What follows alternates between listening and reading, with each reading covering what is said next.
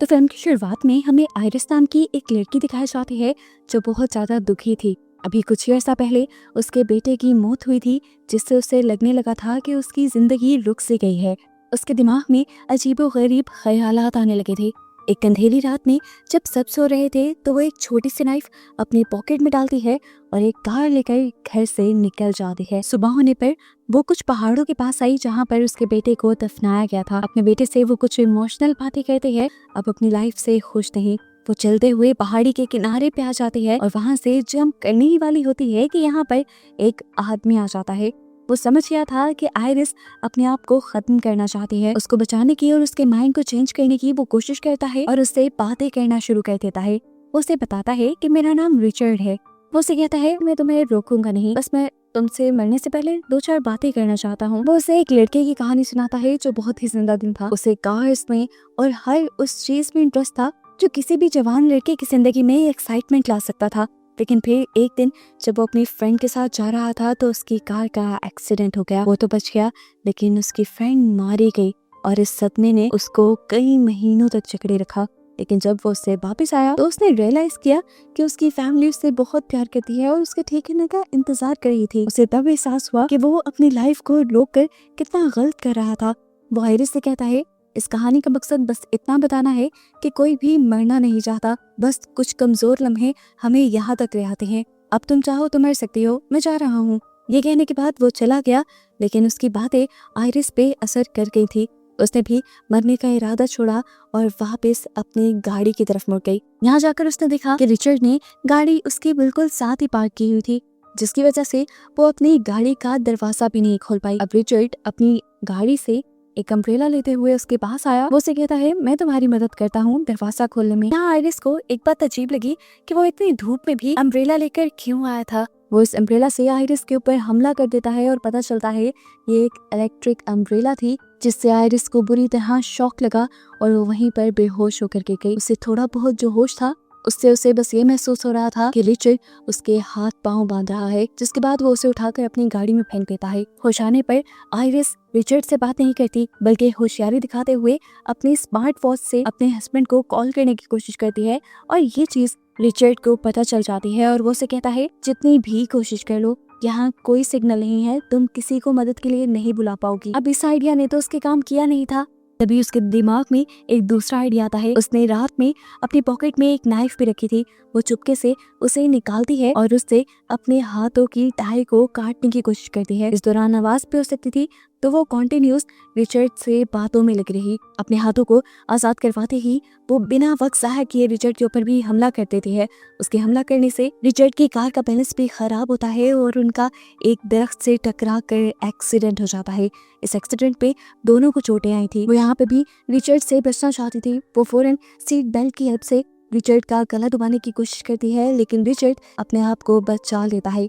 Iris एक तीसरी मर्तबा उसके ऊपर हमला करती है, जिसकी वजह से ये दोनों ही गाड़ी से एक झटके से बाहर निकलती हैं। आइरिस ने रिचर्ड के ऊपर अब चाकू ताना हुआ था, तो रिचर्ड ने कहा मैं क्या तुम्हें बेवकूफ लगता हूँ कि इतनी आराम से मैं तुम्हारे सामने खड़ा हूँ। असल में मैंने तुम्हें एक इंजेक्शन लगा दिया है, जिसकी वजह से 20 मिनट के अंदर अंदर तुम्हारी पूरी बॉडी पैरालाइज हो जाएगी। चलना फिरना भागना तो क्या, तुम बोल भी नहीं पाओगी और इतने टाइम में तुम जो कुछ करना चाहती हो कर सकती हो। रिचर्ड की बातों ने अब उसे सच में बहुत ज्यादा डरा दिया था। वो जितना तेजी से हो सकता था उतना तेजी से जंगल की तरफ भागती है, लेकिन भागते भागते अब उसे सच में फील होने लगा था कि उसके पाँव काम करना बंद कर चुके हैं। आहिस्ता आहिस्ता उसकी टांगे भी काम करना बंद कर देती हैं और वो चलने से रेंगने लग जाती है। रिचर्ड भी अब उसे ढूंढता हुआ उसके करीब आ गया था। उससे बचने के लिए वो एक दरख्त की छाल के नीचे छुप गई, जहाँ से उसके ऊपर कीड़ियां चढ़ने लगी और डर से उसने चीख मार दी और ऐसे रिचर्ड को उसका पता चल गया। अपने आप को रिचर्ड से बचाने के लिए वो किसी तरह अपने आप को घसीटते हुए एक नदी के अंदर बहा लेती है। रिचर्ड दूर से आवाज लगाता है कि ये तुम गलत कर रही हो, तुम तैर नहीं पाओगे, डूब जाओगी, मर जाओगी। लेकिन आइरिस उसकी बातों को अनसुना कर देती है। वो सच में तैर नहीं पा रही थी, लेकिन पानी के बहाव से वो झरने के दूसरी तरफ पहुंच गई।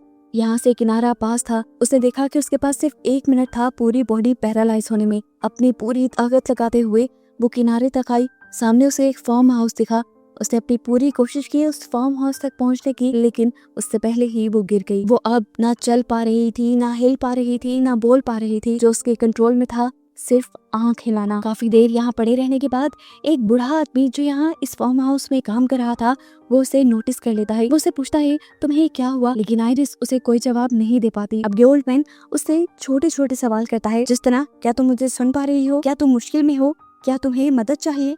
आइरिस इन सवालों के जवाब देने के लिए अपनी आंखों का इस्तेमाल करती है। हाँ बोलने के लिए वो 1 मरतबा पलक झपकाती है और ना बोलने के लिए 2 मरतबा।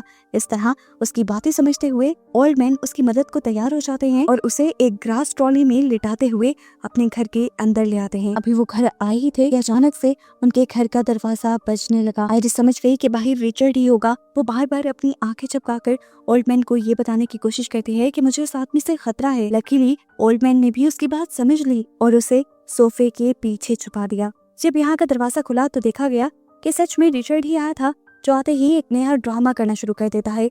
वो रोने लग जाता है इस ओल्ड मैन के सामने और उसे बताता है कि मेरा बेटा मर गया है, जिसकी वजह से मेरी वाइफ सदमे में चली गई है, उसकी बॉडी पैरालाइज हो गई है, मैं उसे ढूंढ नहीं पा रहा, वो कहाँ गई। ओल्ड मैन पहले पहले तो उसकी बातों में नहीं आया और मैंने उसे कहा तुम अपनी वाइफ को कॉल करके देख लो। तो रिचर्ड झूठ बोल देता है कि मेरा फोन तो रास्ते में ही कहीं गिर गया है। उसके झूठे मूठे आंसू देखकर ओल्ड मैन भी कहीं ना कहीं उसकी बातों में आने ही वाला था, लेकिन तभी उसकी पॉकेट से उसका फोन बज गया। ये ओल्ड मैन उसका झूठ पकड़ लेता है तो अब रिचर्ड भी अपना असली चेहरा ओल्ड मैन को दिखा देता है। ओल्ड मैन से कहता है ठीक है, अगर तुमने मुझे पहचान लिया है तो सच सच बता दो, तुमने आइरिस को देखा है या नहीं। ये ओल्ड मैन उसे भगाने के लिए पुलिस को कॉल करने की धमकी देता है, लेकिन रिचर्ड उसके ऊपर ही हमला कर देता है। लेकिन वो ये नहीं जानता था कि ये ओल्ड मैन उससे कहीं ज्यादा ताकतवर है। ओल्ड मैन ने उससे अच्छा मुकाबला किया और उससे खूब पीटा, यहाँ तक कि रिचर्ड की ताकत आधी रह गई।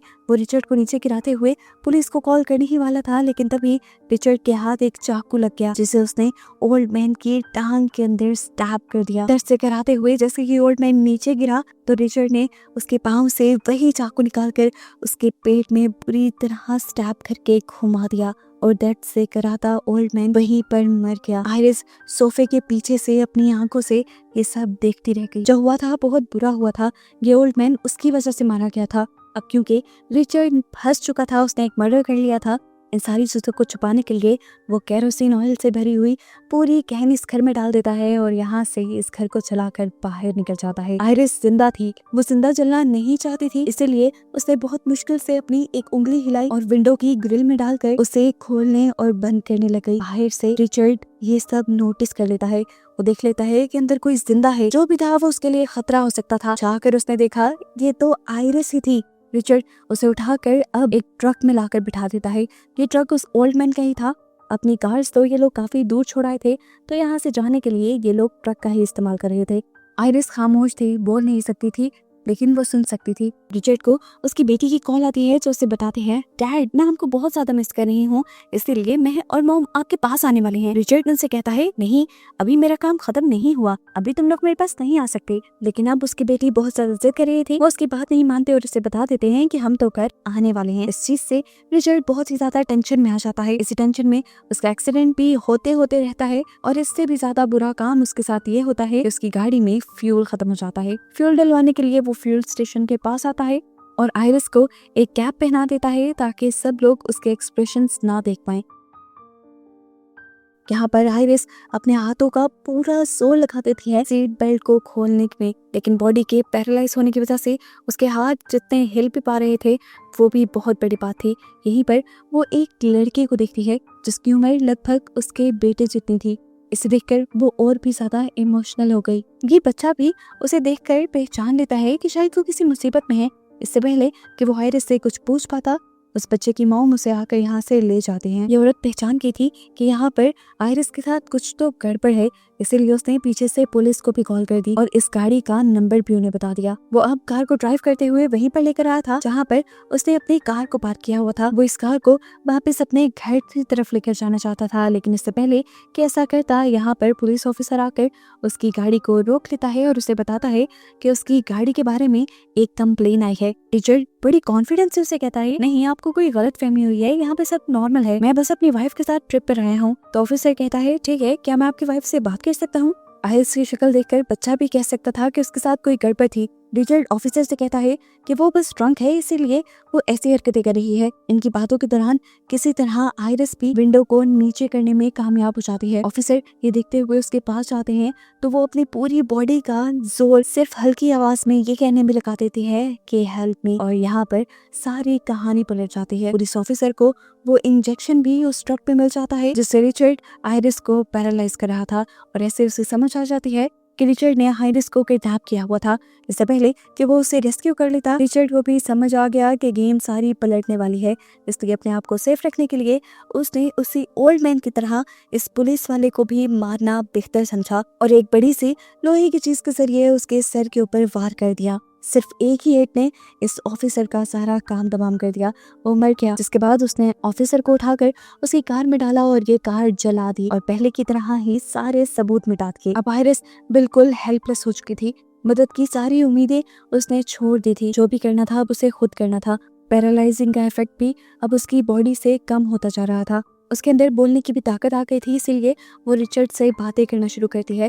वो जानबूझकर उसे इमोशनल करने की कोशिश कर रही थी क्योंकि वो जान गई थी कि रिचर्ड की एक बेटी भी है, लेकिन जो इंसान किसी को मार दे, किसी को किडनैप कर सकता हो, वो कैसे इमोशनल हो सकता है। जब रिचर्ड उसकी इमोशनल बातों में नहीं आया तो आयरिस ने वो इंजेक्शन उठा लिया। उसे इंजेक्शन अपने आप को बचाने के लिए रिचर्ड की टांग में स्टैब तो किया, लेकिन वो इस इंजेक्शन को उसकी टांग में इंजेक्ट नहीं कर पाई। मेडिसिन रिचर्ड के अंदर गई नहीं और रिचर्ड हंसने लगा और उसने आयरिस से कहा, बेचारी कितनी कमजोर हो ना तुम, मेरा कुछ नहीं बिगाड़ सकती। अच्छा, मैंने प्लान चेंज किया है, पहले मैं तुम्हें अपने घर लेकर जाकर मारने वाला था, लेकिन वहाँ तो मेरी फैमिली आ रही है। अब मैंने सोचा है कि मैं तुम्हें नदी में लेकर जाकर मारूंगा। वो बताता है कि पहले मैं तुम्हें बहुत टॉर्चर करना चाहता था, मुझे मजा आता तुम्हें ऐसा करने में, लेकिन अब मेरी फैमिली ने मेरा सारा प्लान बिगाड़ दिया है। वो उसे लेकर नदी के किनारे आ जाता है और उसे घसीटते हुए एक बोट में बिठा देता है। आयरिस आधे जिस्म की ताकत के साथ वहीं पे बैठी हुई थी, वो अपने आप को बचाने के लिए अभी भी कुछ ना कुछ सोच ही रही थी कि तभी उसे रिचर्ड की बैग में एक चाकू नजर आता है और उसके दिमाग में एक नया आइडिया आ जाता है। वो यहाँ रिचर्ड के सामने रोने का ड्रामा करती है और रिचर्ड से कहती है कि मेरी पेन की पॉकेट में मेरे बेटे की फोटो है, मैं उसे आखिरी मर्तबा देखना चाहती हूँ मरने से पहले, क्या तुम मेरी पॉकेट से वो पिक्चर निकाल दोगे। रिचर्ड हंसा, लेकिन वो उसकी ये बात मानने को तैयार हो गया। उसके करीब आया और जैसे ही वो नीचे झुका तो आयरिस ने बिना वक्त ज़ाया किए उसकी पीछे से चाकू बाहर निकालकर उसकी गर्दन से नीचे की तरफ से मुंह के अंदर स्टैब कर दिया। दर्द से वो पागल होने लगा। आयरिस को मारने के लिए उसने अपनी गन निकाली, लेकिन आयरिस ने उसकी गन ही छीन ली और उसी को शूट कर दिया, जिसकी वजह से वो पानी के अंदर गिर गया। आयरिस खुश थी, उसने अपने दुश्मन को मार दिया, एक किलर को उसने मार दिया, उसकी जान अब बच गई थी। लेकिन शायद मुसीबत अभी टली नहीं थी, क्योंकि उसने देखा जिस बोट में वो इस टाइम थी उस बोट में गोली लगने की वजह से सुराख हो चुका था और पानी तेजी से बोट के अंदर भर रहा था, जिसकी वजह से आयरिस भी इसी के अंदर डूबने लगी। वो हिल नहीं सकती थी, कुछ कर नहीं सकती थी, क्योंकि आधी बॉडी उसकी अभी तक पैरालाइज थी। लेकिन अच्छी बात ये हुई कि बॉडी के पैरालाइज होने की वजह से वो किसी मुर्दा लाश की तरह ऊपर आ गई और कुछ ही देर में उसकी बॉडी जैसे ही नॉर्मल हुई तो वो तैरते हुए किनारे तक पहुंच गई। वो हंसने लगी थी, उसे यकीन नहीं आ रहा था कि उसने अपने आप को एक साइकोपैथ किलर से बचा लिया था। वो खुश थी, यहाँ से जाने ही वाली थी कि उसने देखा कि रिचर्ड भी दूसरे किनारे से बचकर बाहर निकल आया है। वो उसे देखने के लिए उसके पास जाते हैं। वो अभी जिंदा था लेकिन जख्मी था, अपनी आखिरी सांसें ले रहा था। आयरिस चाहती तो पुलिस को बुला सकती थी, लेकिन उसने अपना बदला लेना था। वो उसे वहीं पर तड़पता मरता छोड़कर यहाँ से चली आती है और मूवी यहीं पर खत्म हो जाती है।